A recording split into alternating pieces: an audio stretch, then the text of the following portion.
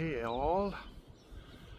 So, what I wanted to do today was to put together two concepts we've been working with in the videos.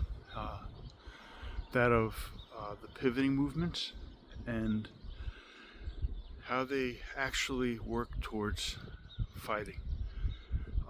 And whenever we talk about fighting, we want to start with the basics. So, we're talking about a fighting line that is established.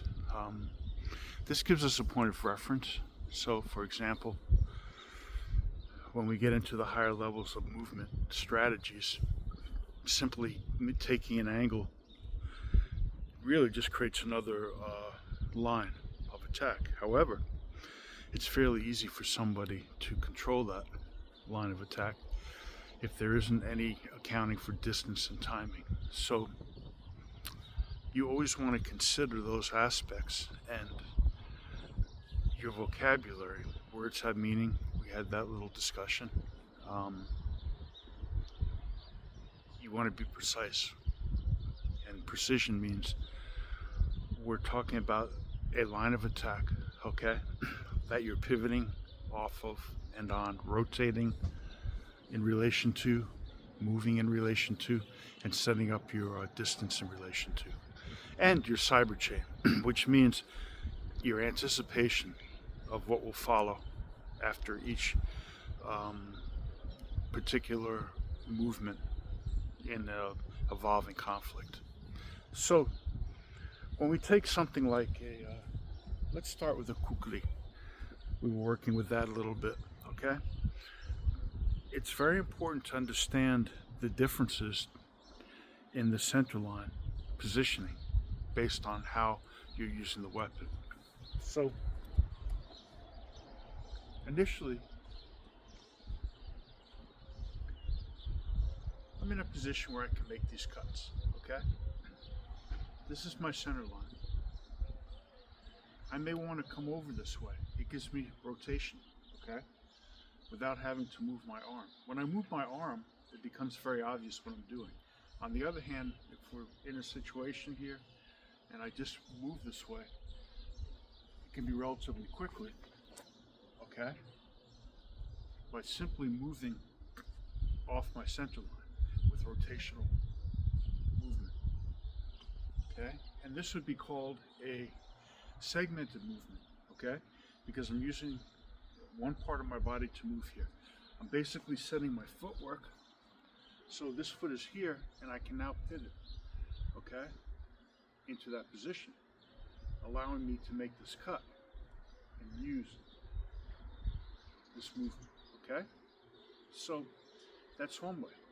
The other way is if I don't necessarily want to take a step, okay? I'm here and I want to just make a cut, okay? Sinking and crossing my center line at the right angle becomes very important. This is a weak movement inherently, okay? You don't have much strength this way. This, even though it doesn't look like it's appropriate, it's a strong movement, okay? This is supportive, okay? This is not supportive, okay? So, if I'm making that cut this way, generally I want to try to keep up at the Japanese call it the kesa line, a 45-degree angle, as much as I possibly can, okay? And complement that with what I'm doing with my timing and my footwork, okay? So, coming up at the kesa line, down, if I can come straight across, again, when I'm coming across, I'm really cutting across my center line to attack my opponent. So, when I do that, if I do something like this, I expose my center line, okay? On the other hand, if I do this, and as I cut, I'm now positioning in a profile position. I have some protection, okay? And I'm using it the back way. It doesn't matter really, the same principles apply, okay? You never really want to do this. You always want to protect yourself and move as you're making your cuts and attacks, okay? So, that's for the kukri.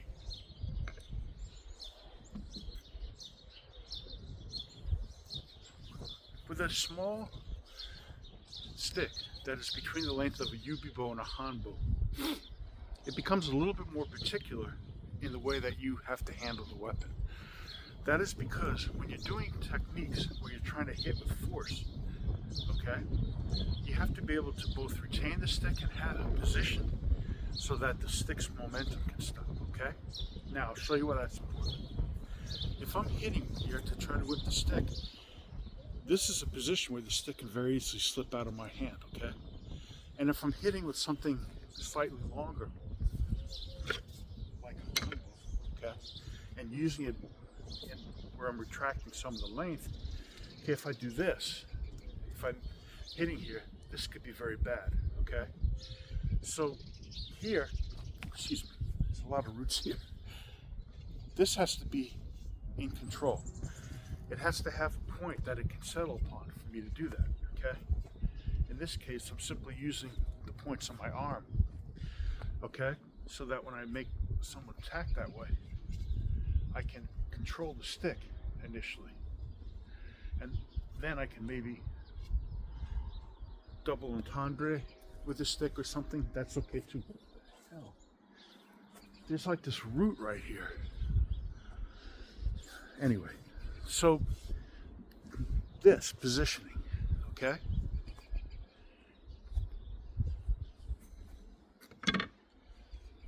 Now with this, you don't always have enough to make that happen, and you don't want to rely on that anyway.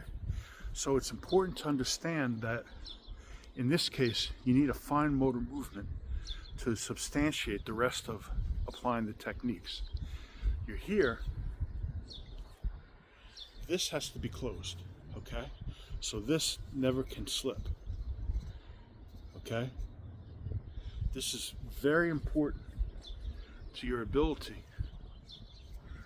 to use the stick if you want to do some sort of a quick movement with the stick, okay? For this becomes very important, okay? Again, the stick can slip here, okay? So you hear, pow, pow. Okay, this,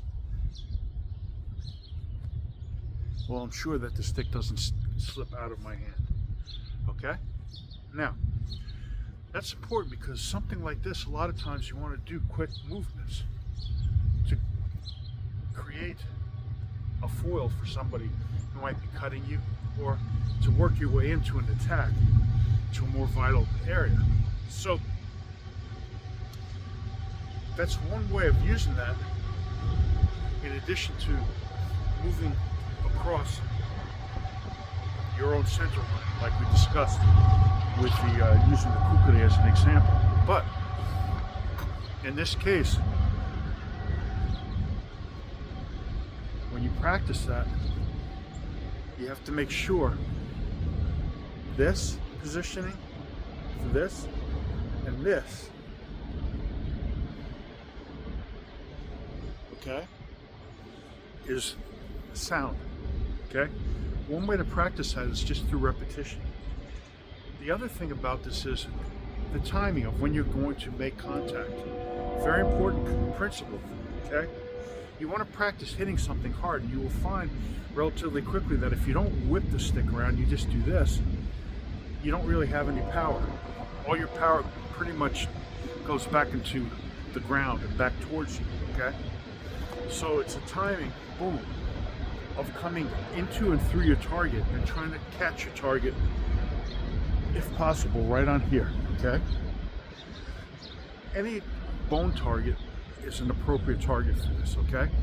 So for example, the cheek here is not such a good target, but the bridge of the nose, even the chin, okay? Very good target. You can hit the temple if you can catch it, okay? The neck, I mean, you could do some damage there, but you're better off if you can actually catch the clavicle, okay? Because it's a bone on bone target, okay? All across your arm, you have targets. Anything where a bone sticks out is a target, okay? So,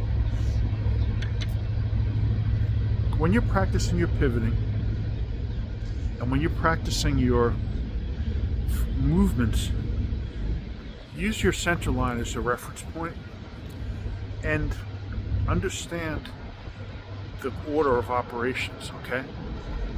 You only want to focus on your fine motor coordination when you absolutely have to. And you have to with this, okay? Okay, take care, guys.